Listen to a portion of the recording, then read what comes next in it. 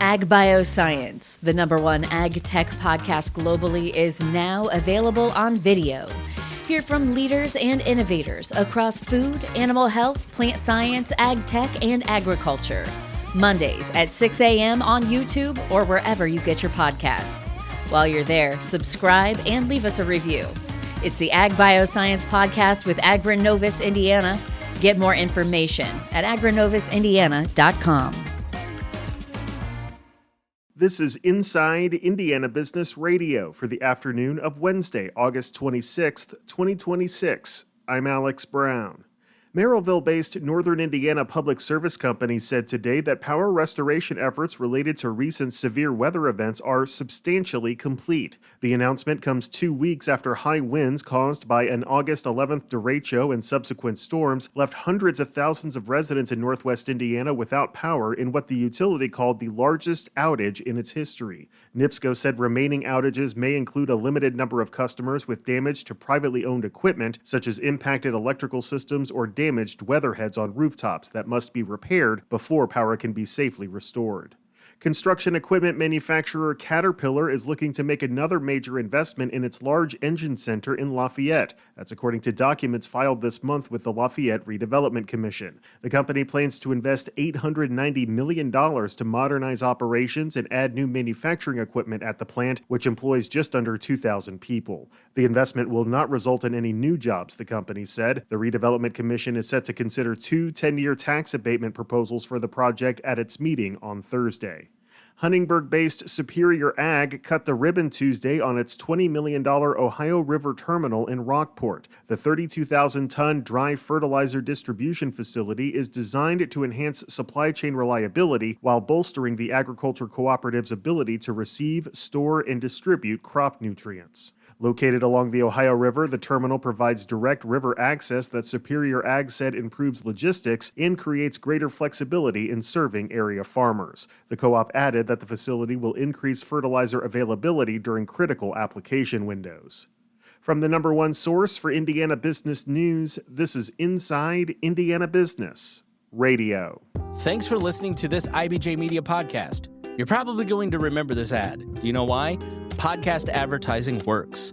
85% of listeners recalled hearing an ad during a podcast, and 70% of podcast listeners have acted after hearing an ad.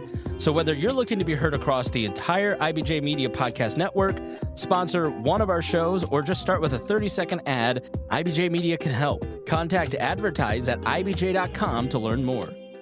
3 developers are transforming a stretch of South Michigan Street in South Bend, with $3.7 million in Ready 2.0 funding helping move projects forward along the Michigan-Monroe corridor. The work involves Historic Development, Chateau 14 Development, and Penny Hill Properties, which are redeveloping separate parcels near the intersection of Michigan and Monroe Streets. Together, the projects will add housing, retail, artist studios, and public space while restoring several historic buildings. Taryn McFarland is Vice President of Regional Initiatives at the South Bend Elkhart Regional Partnership. Michigan and Monroe really represents that adaptive reuse. So I think that kind of density and foot traffic that will result from the 3 all intersecting with each other in terms of residents, retail, walkability, wanderability is pretty significant in terms of just that density and that right sizing of that retail that's available there versus just a brand new build. The 3 projects have a combined investment of $32.6 million, including the Ready 2.0 award. The regional partnership will track new housing units, retail space, and expanded childcare capacity as the projects progress. Hoosier College students returning to campus this fall will pay the same tuition and fees as last school year and the year before, thanks to a 2-year tuition freeze at Indiana's public colleges and universities. Governor Mike Braun asked public institutions last summer to freeze in-state undergraduate tuition rates and mandatory fees for 2 years. All 15 of Indiana's public colleges and universities agreed then to keep tuition flat at 2024-25 rates through the 2026-27 academic year. The first time in state history, all state flagship and regional campuses agreed to a tuition freeze at the same time. For Kat Anagnos, the launch of her very first restaurant is more than just starting a business. It's continuing her family's legacy. Earlier this month, Anagnos celebrated the opening of The Morning Mule, a new upscale breakfast boutique in Granger that features traditional breakfast offerings and others with a Greek twist. Unfortunately, my dad passed a few years ago, so I thought I'd keep his legacy going. And we do have Greek souvlaki in our food. We have our Lucas flatbread. You'll see quite a bit of fresh tzatziki sauce and just some Greek spices here and there. Anagnos bootstrapped the business with her own funds and says the support from family, friends, and the community has been overwhelming.